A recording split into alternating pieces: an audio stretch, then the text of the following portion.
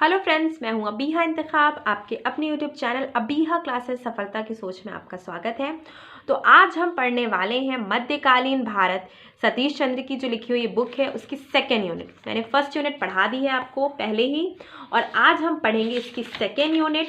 तो second unit का नाम है उत्तर भारत और दक्कन, तीन साम्राज्यों का युग 8वीं से 10वीं सदी तक। तो फर्स्ट यूनिट हम पढ़ चुके हैं जिसमें हमने फेडरलिज्म पढ़ लिया, अरब दुनिया पढ़ ली, अफ्रीका पढ़ लिया, चीन पढ़ लिया, दक्षिण पूर्वी एशिया पढ़ लिया। तो फर्स्ट यूनिट तो कंप्लीट हो चुकी है। तो अब सेकेंड यूनिट स्टार्ट करते हैं। टाइम बर्बाद ना करते हुए अपनी सेकेंड यूनिट स्टार्ट करें और चलिए इसको जल्दी जल्दी पढ़ते हुए चलते हैं। तो चैनल को सब्सक्राइब अगर अभी तक नहीं किया तो चैनल को सब्सक्राइब जरूर कीजिएगा, वीडियो को लाइक कीजिएगा और दोस्तों को शेयर जरूर कीजिएगा। तो हम पढ़ते हैं उत्तर भारत और दक्कन, तीन साम्राज्यों का युग। 7वीं सदी में हर्ष के साम्राज्य के पतन के बाद उत्तर भारत, दक्कन और दक्षिण भारत में अनेक बड़े राज्य पैदा हुए। उत्तर भारत में गुप्त साम्राज्य और हर्ष के साम्राज्य के समान कोई भी राज्य गंगा की पूरी वादी को अपने नियंत्रण में लाने में सफल नहीं रहा। अगर मैं बात करूं कि हर्ष के साम्राज्य और गुप्त साम्राज्य, इन दोनों जैसे साम्राज्य तो नहीं रहे कि पूरी की पूरी गंगा की वादी अपने राज्य में ले लें, लेकिन कुछ ऐसे बड़े साम्राज्य हुए। ईस्वी 750 और 1000 के बीच उत्तर भारत और दक्कन में जो बड़े बड़े राज्य उत्पन्न हुए वे थे पाल साम्राज्य, जो 9वीं सदी के मध्य तक पूर्वी भारत पर छाए रहे। प्रतिहार साम्राज्य, जो 10वीं सदी के मध्य तक पश्चिम भारत और गंगा की ऊपरी वादी पर राज्य करता रहा। राष्ट्रकूट साम्राज्य, जो दक्कन पर राज्य करता रहा। राष्ट्रकूट साम्राज्य सबसे लंबा चला। अगर मैं बात करूं राष्ट्रकूट साम्राज्य की जो समयावधि थी या अन्य साम्राज्यों में राष्ट्रकूट की क्या स्थिति थी, तो ये सबसे लंबा चलने वाला साम्राज्य था। अब यहाँ पे हम देखते हुए चलते हैं। पहले हम देखते हैं पाल साम्राज्य। पाल साम्राज्य की स्थापना संभवतः, ये बहुत कंडीशन इसकी सही नहीं कह सकती कि डेट एग्जैक्टली सही है, संभवतः है, यानी कि यहाँ पे संभावना है, पूरी तरह से कहा नहीं जा सकता कि बिल्कुल कंडीशन यही है। 750 में गोपाल ने की थी। पाल साम्राज्य का संस्थापक कौन था भाई? तो गोपाल था। पाल गोपाल तो गोपाल ने की थी। जब उस क्षेत्र में व्याप्त अराजकता को समाप्त करने के लिए उस क्षेत्र के अग्रणी व्यक्तियों ने उसे राजा चुन लिया। शाही परिवार तो दूर, गोपाल किसी ऊंचे परिवार में भी जन्मा नहीं था। उसके पिता संभवतः एक सैनिक थे।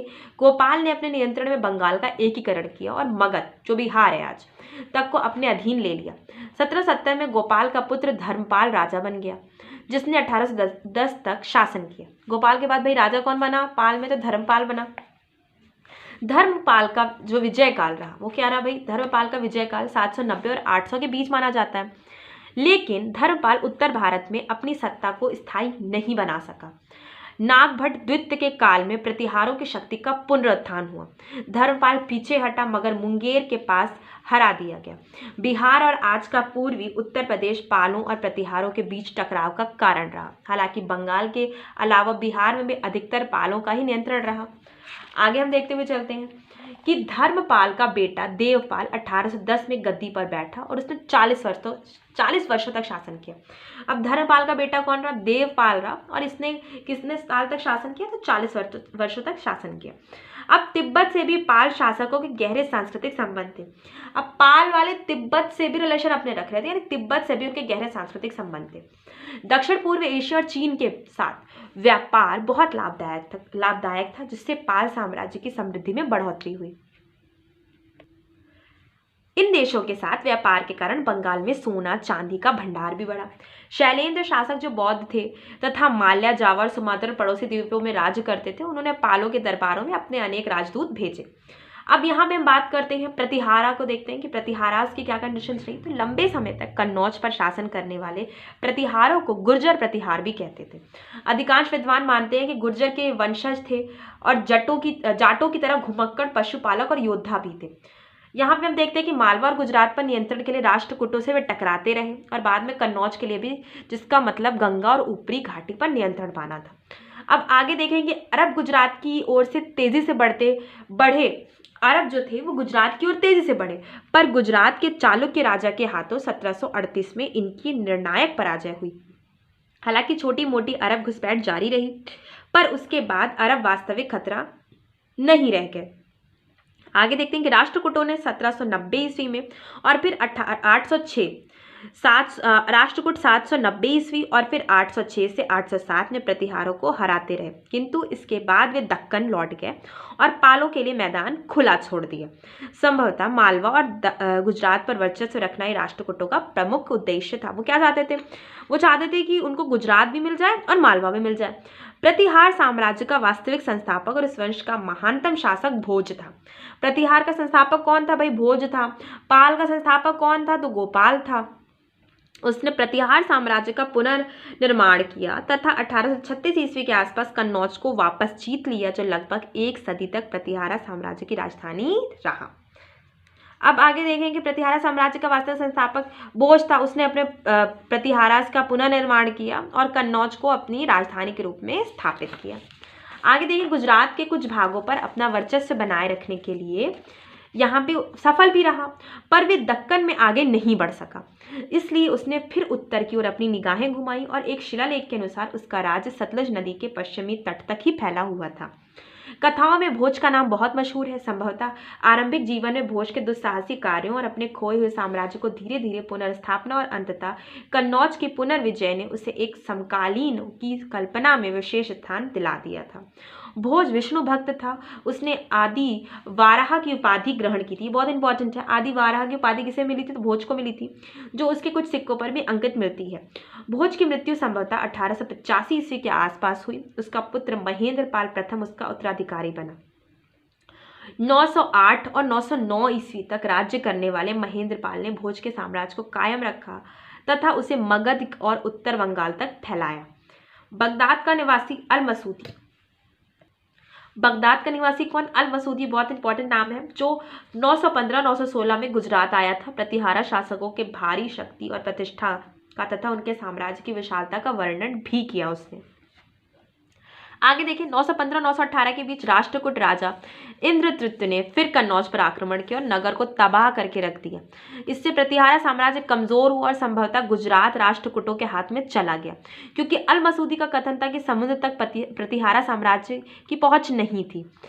963 ईस्वी के आसपास एक और राष्ट्रकूट राजा कृष्णतृत्य ने उत्तर भारत पर आक्रमण करके प्रतिहारा राज्य को हराया और इसके साथ ही प्रतिहारा साम्राज्य का तेजी से विघटन हो गया। यानी प्रतिहारा साम्राज्य अब खत्म होने की कगार पे था और अब राष्ट्रकूट, जिसे कह सकते हैं कि अकेले मैदान में स्थिति में मजबूती स्थिति में थे। और वही स्थिति यहाँ पे होती है कि राष्ट्रकूट उत्तर भारत पर जब पालों और प्रतिहारों का शासन था, तब दक्कन पर राष्ट्रकूट शासन कर रहे थे। अब ये उल्लेखनीय राजवंश थे जिसने योद्धा और कुशल प्रशासकों की एक लंबी श्रृंखला प्रस्तुत की। इस राज्य का संस्थापक दंती दुर्ग था। राष्ट्रकूट का संस्थापक कौन था भाई? दंती दुर्ग, जिसने आधुनिक शोलापुर के पास मान्याखेत या मलखेड़ की अपनी राजधानी बनाया। जल्द ही पूरा उत्तर महाराष्ट्र राष्ट्रकूट के अधीन आ गया। उत्तर महाराष्ट्र किसके अधीन आ गया? राष्ट्रकूट के अधीन। दक्कन में तो ये थे ही। दक्कन में बेचारे कभी प्रतिहारा नहीं आ पाए और पाल नहीं आ पाए। दक्कन में किसका साम्राज्य था? तो राष्ट्रकूट काफी मजबूत स्थिति में रहे और एक लंबे समय तक शासन भी इनका चला। राष्ट्रकूट राजाओं में गोविंद तृतीय और अमोघ वर्ष बहुत इंपॉर्टेंट नाम है, संभवतः सबसे महान थे। कन्नौज के नागभट्ट के खिलाफ एक सफल अभियान और मालवा पर अधिकार करने के बाद गोविंद तृतीय दक्षिण की ओर मुड़ा। और यहाँ पे हम देख सकते हैं कि अमोघ वर्ष ने 64 वर्ष तक राज्य किया। कितने वर्ष तक भाई? 64 वर्ष तक राज्य किया। पर उसका स्वभाव ऐसा था कि वह युद्ध पर धर्म और साहित्य को वरीयता देता था। युद्ध पर किसको वरीयता देता था? धर्म और साहित्य को वरीयता देता था। वह स्वयं एक लेखक भी था और कन्नड़ में काव्य शास्त्र पर पहली पुस्तक लिखने का श्रेय उसे दिया जाता है। तो अमोघ वर्ष जो है, ये अगर आप लिटरेचर पढ़ते हैं तो उसमें भी ये बहुत इंपॉर्टेंट नाम है। काव्य शास्त्र पर पहली पुस्तक लिखने का श्रेय भी उसे दिया जाता है। वह एक महान निर्माता था और कहते हैं कि राजधानी मान्यखेत को उसने ऐसा बनाया कि इंद्रपुरी भी उसका मुकाबला नहीं कर पाए। अमोघ वर्ष के काल में दूर तक फैले राष्ट्रकूट साम्राज्य में अनेक विद्रोह हुए। इसको मुश्किल से वश में किया जा सका और उसकी मृत्यु के बाद ये फिर शुरू हो गया। साम्राज्य की पुनर्स्थापना उसके पोते इंद्रदृत्य ने की और 915 में माहीपाल की पराजय और कन्नौज की लूट के बाद इंद्रदृत्य अपने समय का सबसे शक्तिशाली राजा बन बैठा। कृष्ण तृतीय 934 से 963 प्रतिभाशाली शासकों की श्रृंखला में अंतिम था। मालवा के परमारो और वेंगी के पूर्वी चालुक्यों के साथ वह युद्धरत था। उसने तंजावर कि चोल शासकों के खिलाफ भी अभियान छेड़ा, जिन्होंने कांची के पल्लवों को विस्थापित किया था। कृष्णतीर्थ ने चोल राजा परंटक प्रथम को 949 में हराया और चोल साम्राज्य के उत्तरी भाग पर अधिकार कर लिया। राष्ट्रकूट राजधानी मलखेड़ को 972 में लूट कर जला दिया गया। इस तरह राष्ट्रकूट साम्राज्य का अंत हो गया, क्योंकि राष्ट्रकूट की जो राजधानी थी मलखेड़, वो 972 में उसे लूट के जला दिया गया। राजधानी साम्राज्य का दिल होती है, जैसे आप कह सकते हैं ना कि हार्ट अगर आपका रुक जाता है तो आपकी ज़िंदगी ख़त्म हो जाती है, तो उसी तरह एक राजधानी किसी भी साम्राज्य का दिल होती है, और जब राजधानी पर अटैक हो जाता है तो वो साम्राज्य समाप्त होने के कगार पे आ जाता है। और बिल्कुल ऐसा ही होता है, मलखेड़ को 972 में लूट लिया जाता है और जला दिया जाता है, और राष्ट्रकूट साम्राज्य धीरे धीरे अंत हो जाता है। दक्कन में राष्ट्रकूट शासन लगभग 200 वर्षों तक 10वीं सदी के अंत तक जारी रहा। धार्मिक दृष्टिकोण से राष्ट्रकूट राजा सहिष्णु थे, तथा वे केवल शैव और वैष्णव ही नहीं बल्कि जैन मत के भी संरक्षक थे। एलोरा में चट्टाने कटवाकर बनाया गया सुप्रसिद्ध शिव मंदिर राष्ट्रकूट राजा कृष्ण प्रथम द्वारा 9वीं सदी में बनाया गया था। यानी एलोरा में जो चट्टाने काटकर मंदिरें बनाई गई हैं शिव की, ये किसने बनवाई थी? तो राष्ट्रकूट राजा कृष्ण प्रथम द्वारा 9वीं सदी में बनाई गई थी। और कहते हैं कि इसका उत्तराधिकारी अमोघ वश जैन था, लेकिन वह दूसरे धर्मों को भी संरक्षण देता था। यहाँ पे देखिए, राष्ट्रकूट जो थे वो व्यापारिक दृष्टिकोण भी रखते थे, तो उनका किसी भी धर्मों से कोई मतभेद नहीं था। वो पूरी तरह से खुले दिल से थे। तो वो इस्लाम को भी लेके उनका कोई बहुत से मुसलमान व्यापारी उनके राज्य में आते थे और व्यापार करते थे, लेकिन उनका एक खुला दृष्टिकोण था धर्मों को लेकर। महान अपभ्रंश कवि स्वयंभू और उनका पुत्र संभवतः राष्ट्रकूट दरबार से ही संबंधित है। राजनीतिक विचार और संगठन इन साम्राज्यों की प्रशासन की व्यवस्था और उत्तर में गुप्त साम्राज्य और हर्ष के राज्य और दक्कन में चालुक्यों के आचार विचार पर आधारित थी। यानी कहीं ना कहीं इनका जो शासन व्यवस्था थी वो भाई गुप्त साम्राज्य और हर्ष के साम्राज्य पर आधारित थी। उत्सव के अवसरों पर राज परिवार की महिलाएं भी दरबार में उपस्थित रहती थीं। अरब लेखकों के अनुसार राष्ट्रकूट साम्राज्य में स्त्रियां अपने चेहरे को ढकती नहीं थी। राजा का पद सामान्यतः पुश्तैनी होता, तो उस काल में व्यापक असुरक्षा के कारण उस काल के विचारक राजा के प्रति पूर्ण निष्ठा और आज्ञाकारिता पर जोर देते थे। राजा का पद क्या? पुश्तैनी, यानी अगर कोई राजा है तो उसका बेटा ही अगला राजा बनेगा। राजा को सलाह देने के लिए प्रायः कई मंत्री होते थे। मंत्रियों का चुनाव राजा आमतौर पर प्रमुख परिवारों में से करता था। इसके अलावा एक राजस्व मंत्री, कोषाध्यक्ष, सेनापति, मुख्य न्यायाधीश और पुरोहित होते थे। एक व्यक्ति एक से अधिक पदों पर आसीन हो सकता था। संभवतः मंत्रियों में से किसी एक को अग्रणी माना जाता था, जिस पर राजा दूसरों से अधिक निर्भर करता था।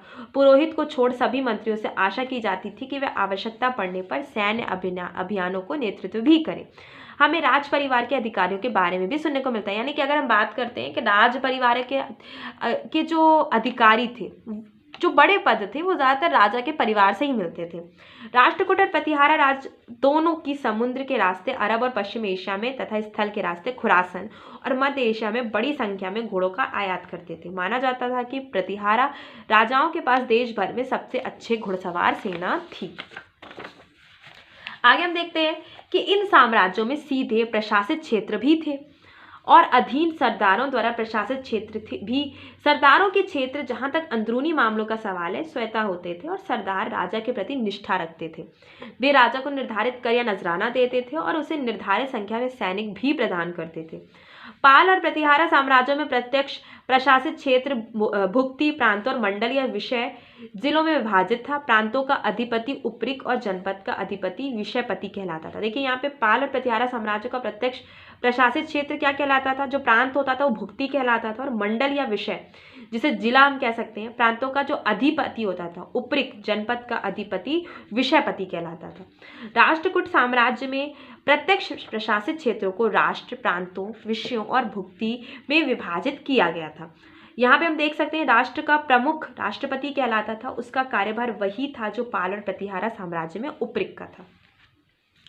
राष्ट्रकूट साम्राज्य में विशेषकर कर्नाटक में स्थानीय विद्यालयों, तालाबों, मंदिरों,